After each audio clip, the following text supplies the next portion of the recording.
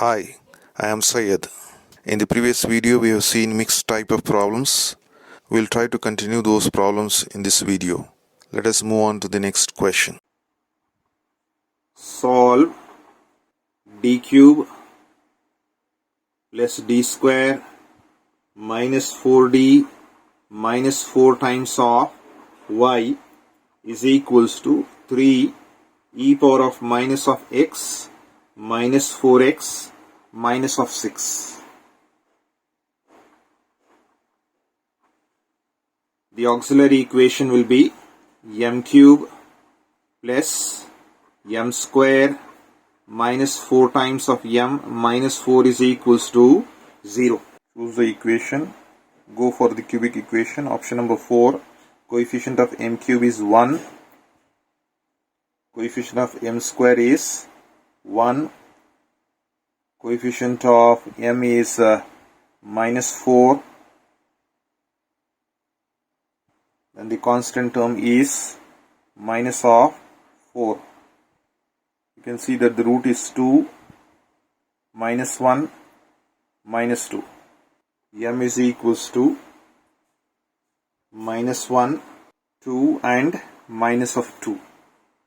So the complementary function will be c1 e power of minus of x plus c2 e power of 2x plus c3 e power of minus of 2x. Let's go for the particular integral. It is 1 by d cube plus d square minus 4d minus 4 times of, it is 3 e power of minus of x minus 4x minus of 6. So the particular integral will be multiply with the first term. So take 3 common outside. You have 1 by d cube plus d square minus of 4d minus 4 times of e power of minus of x. So here you can just group both these terms. Negative sign you can take outside and write it as 1 by d cube plus d square minus 4d minus 4 times of. Because minus sign is left out, you have 4x plus 6. You can take the first integral to be p1. You can take the second integral to be p2. So we need to evaluate this one. So p1 we have 3 times of 1 by d cube plus d square minus 4d minus 4 times of e power of minus of x. So this is of the form 1 by f of d into e power of ax. So you have to replace the value of d by a and you will be getting 1 by f of a into e power of ax.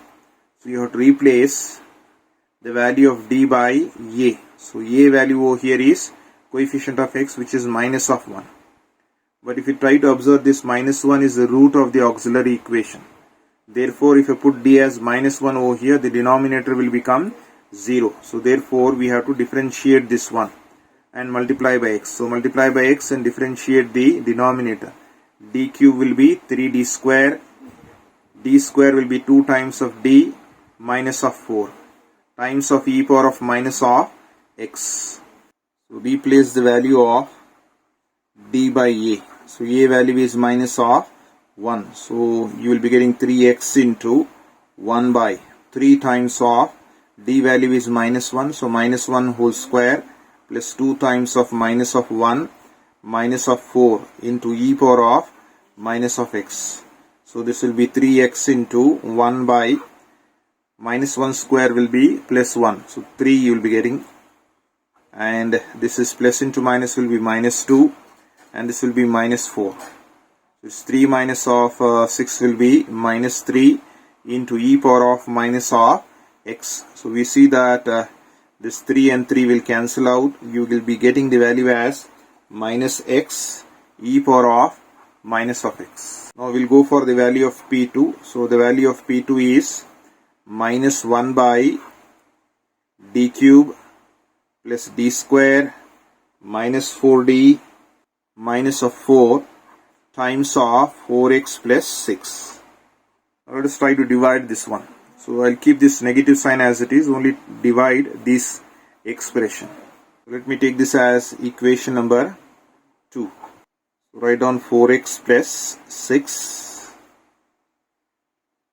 We write this in the ascending powers of d. So minus 4 minus 4d plus d square plus d cube. So multiply this minus of 4 with minus of x to get this 4x. So minus 4 multiplied by minus of x will be 4x.